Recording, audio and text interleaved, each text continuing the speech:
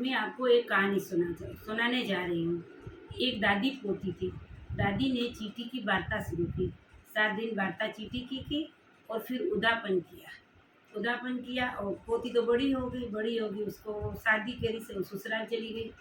तो 6 महीने के बाद उनके पति को वाइट सफ़ेद हो गया। तो सास ने बोली, ये तो चेपी है, इसको तू लेके जंगल में जा। मेरा बेटा अच्छा था, तू आई तब ऐसे बीमार पड़ गया, तू इनको ले जंगल में जा। तो बहू बेचारी बोली, मैं जंगल में कैसे ले जाऊँ अकेली? तो कहना, तेरे को जाना पड़ेगा, तू जंगल में लेके जा। तो वो बेचारी बहुत भोली थी, जंगल में उसको लेके गई। सास के, मैं तेरे को खाना पानी बहुत सब भिजवा दूँगी। तो रोज़ सास सुबह आती थी और 2 रोटी लड़के की और 2 उनकी बहू की, 4 रोटी दे के जाती थी। ऐसे करके वो गुजरान आपका चला लेती थी। एक दिन दादी ने बोला पोते को, जा तेरी बहन को देख के आ। तो फिर ठीक है, तो उसने डब्बा भर के लड्डू दिया कि तेरी बहन को देना। और वो बहन के ससुराल गया तो बोला कि मेरी बहन कहाँ पे है? तो कि तेरी बहन तो यहाँ आई, मेरा बेटा बीमार हो गया, वो जंगल में है। तो वो भाई वहाँ जंगल में गया, देखा बहन को कि बहन ये क्या है, क्या हुआ? तो बहन ने बोला, मेरे नसीब में है वही है। तो तू घर पे चल। तो मैं नहीं चलूँगी, मेरे नसीब में यही लिखा है तो यही है। तो भाई लड्डू लेके आया था ना, तो उसने उनके पति को बोला, एक लड्डू आप खाओ, एक मैं खाऊं। तो पति ने बोला कि मेरे को भूख नहीं है, मैं नहीं खाऊंगा। तो फिर उसने किया कि अपना तो उसने खा लिया। तो पति का वो लड्डू था, वो चींटी को दे दिया। चींटी को दे दिया तो सुबह वो उठा तो आधा उसका शरीर था वो एकदम अच्छा हो गया। तो उसने पति बोला कि ये क्या है? अच्छा, ये अर्धा शरीर क्यों मेरे एकदम हो गया? इसमें कोई रहस्य की बात है? तो बोला, बहू बोली, मैंने तो कुछ किया नहीं है, आपके पास ही बैठी हूँ। आपने वो लड्डू नहीं खाए, वो मैंने चींटी को दे दी। तो क्या तू किसी को पूछ। तो मैं किसको पूछूं? आपकी माँ तो कोई जवाब देगी ही नहीं, जंगल में भेजा है तो क्या जवाब देगी?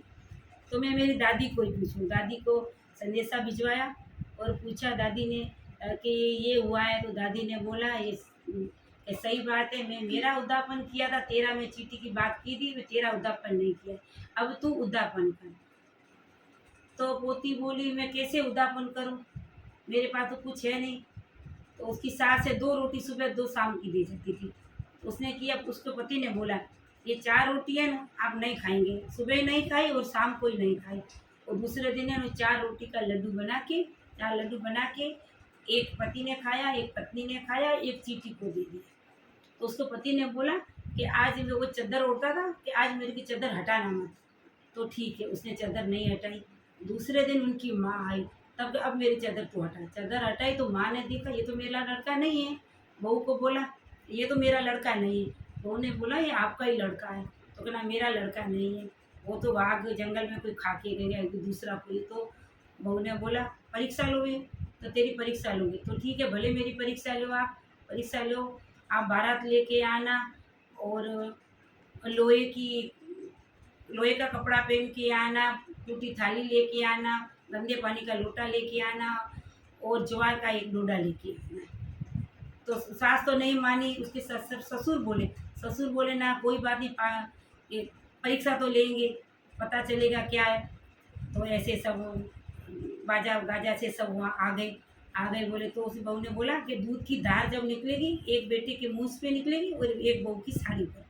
और वहाँ जब वो बाजे गाजे बाजी से वहाँ आए तो दूध की धार वो लड़के के पास खड़ी थी, दूध की धार निकली तो बेटे के मुँह पर गिरी और बहू की साड़ी पर गिरी। और वो थाली थी वो सोने की हो गई, पानी था वो एकदम अच्छा हो गया, और वो डोडा था वो सोने का हो गया। तो सास ने बोला, ये सही बात है, ये मेरा ही बेटा है। तो वैसे गाजे बाजे से बहू को घर घर पे ले गई। बहू को बोला, ये कैसे हुआ?